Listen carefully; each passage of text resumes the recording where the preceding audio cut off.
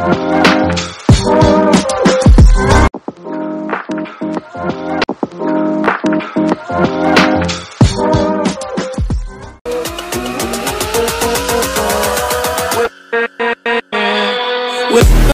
Everyone, welcome back to our channel Sanroyita blogs.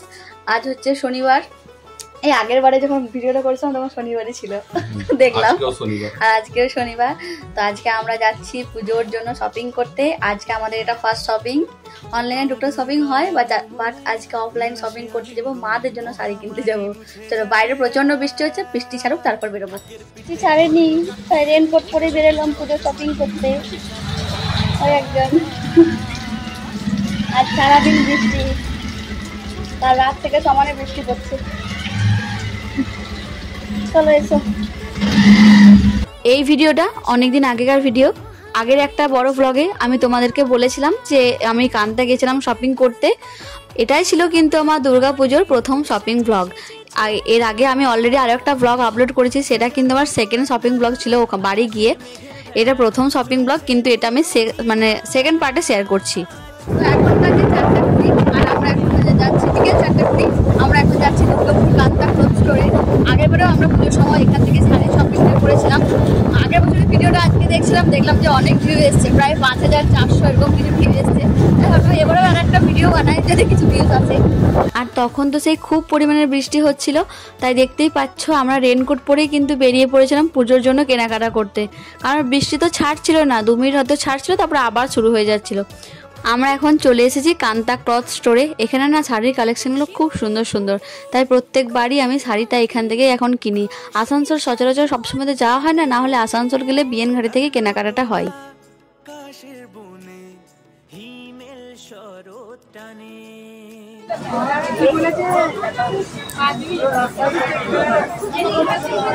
গিয়ে পরে আমি আমার বড় মা, আমার শাশুড়ি মা আর আমার মায়ের জন্য শাড়ি দেখাতে বলে দিই, কারণ ওদের শাড়ি চয়েস করতে আমার বেশি সময় লাগে, নিজের জন্য এতটাও সময় লাগে না। এখানে আমি যতগুলো শাড়ি দেখছি সেগুলোর রেঞ্জ কিন্তু প্রত্যেকটায় 1000 থেকে 1200 মধ্যে ছিল। তার মধ্যে কিন্তু 10% করে ডিসকাউন্টও তোমরা পেয়ে যাবে।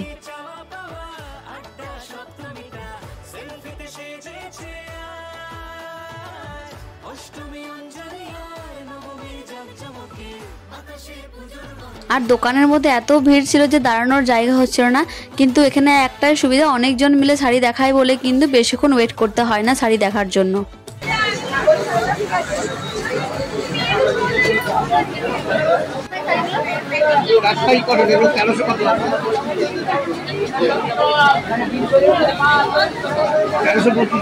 আচ্ছা দেখো। আর এই যে এই শাড়িগুলোর দামও মোটামুটি 800 থেকে 1000-এর মধ্যেই ছিল।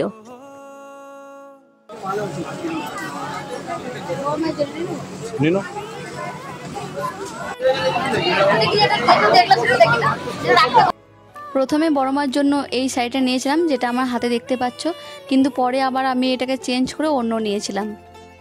এবারে আমি আমার শাশুড়ি মায়ের জন্য শাড়ি দেখছি। এগুলোর দামও কিন্তু 1000 থেকে 1200-এর মধ্যেই ছিল। আর 10% ডিসকাউন্ট, প্রত্যেকটা শাড়িতেই কিন্তু 10% করে ডিসকাউন্ট তোমরা পেয়ে যাবে।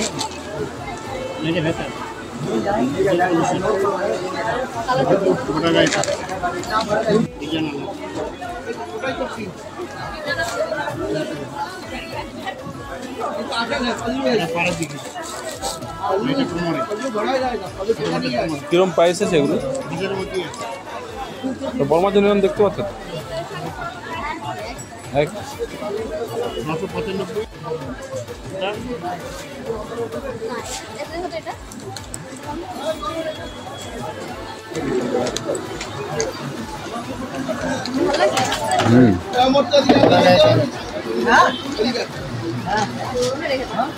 আর ওই যে হলুদ লাল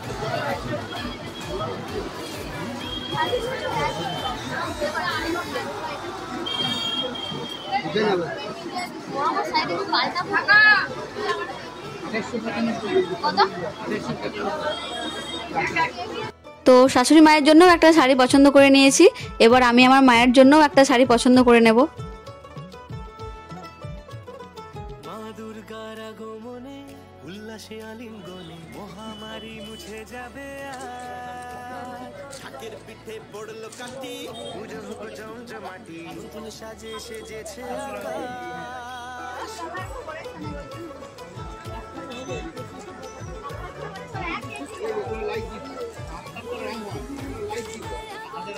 এইখান থেকে মায়ের জন্য অনেকগুলো জামদানি তাঁত শাড়ি দেখেছিলাম, কিন্তু আমার মনের মতো একটাও হয়নি। তাই জন্য আবার ফার্স্ট ফ্লোর আমরা চলে গিয়েছিলাম একটু ফ্যান্সি মানে সিল্ক শাড়িগুলো দেখতে।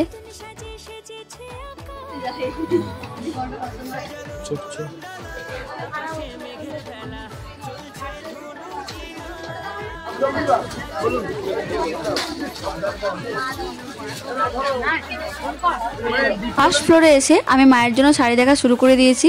এখন যে শাড়িগুলো আমি দেখছি সেগুলোর প্রাইস ছিল 1000 থেকে স্টার্টিং। এখানে যে শাড়িগুলো তোমরা দেখতে পাচ্ছ সেগুলো প্রত্যেকটারই দাম কোনোটা 1100, কোনোটা মানে 1200, কোনোটা 1300, কোনোটা আবার 1000 এরকম ধরনের ছিল। কোনোটা ফিক্সড কোনো রেট ছিল না।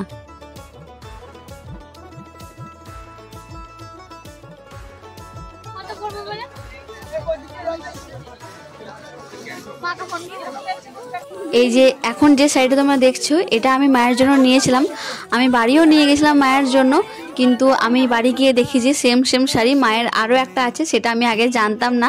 তাই এটাকে কিন্তু আমি আবার অন্য দিন মানে আজকের দিনে আমি আবার এক্সচেঞ্জ করাতে গেছিলাম, যার একটা ছোট্ট মিনি ব্লগ আমি কালকে তোমাদের সাথে শেয়ার করব আর দেখাবো যে আমি মায়ের জন্য কোন শাড়িটা নিয়েছি।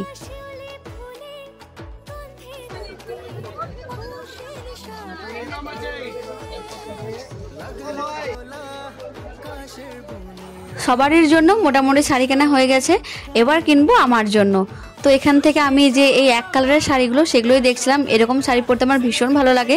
শাড়িগুলো খুব হালকাও হয় আর মানে পরলে বেশ ভালো লাগে দেখতে। আর এই শাড়িগুলোর দামও কিন্তু 1000 থেকে শুরু ছিল।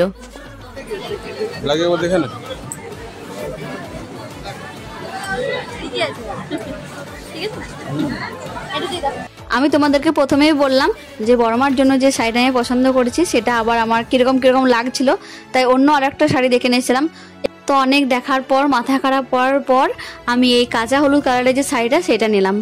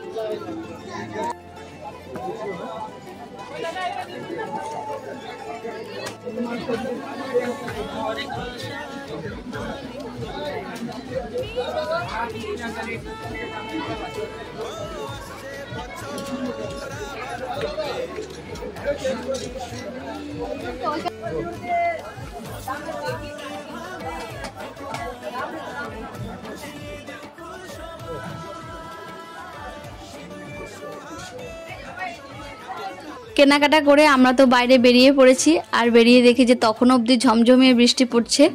দোকানে ঢোকার সময় রেনকোটটা খুলে ঢুকেছিলাম, কিন্তু বাইরে দেখি যে আবার ঝমঝমিয়ে বৃষ্টি, তাই আবার রেনকোট পরে চলে এলাম সোজা খাবারের দোকানে।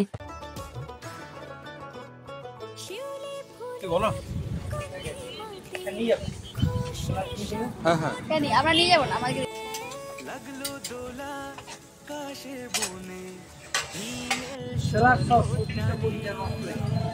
তো এখন বাজে সন্ধ্যে 6:30 আর আমরা এই জাস্ট বাড়ি ঢুকলাম। বাইরে প্রচন্ড বৃষ্টি পড়ছে। কালকে সন্ধ্যাবেলা থেকে একদম বৃষ্টি স্টার্ট হয়েছে, এখন অব্দি কন্টিনিউয়াসলি সেই রকমই চলছে। তো খুব তাড়াতাড়ির মধ্যে আমাদের শপিং হয়ে যায়। টুকটাক কিছু জিনিস কিনেছি, সব কিছু কেনা হয়নি এখনো। আজকে থেকে ফার্স্ট শপিং স্টার্ট করলাম, এখনো কি অনেক দিন শপিং করা হবে। তাহলে চলো আজকের মতো ব্লগটা এখানেই শেষ করছি। দেখা হচ্ছে ওর অন্য কোনো ব্লগে। ততক্ষণ যেন সকলে ভালো থাকবে। আজকে তাহলে আসছি।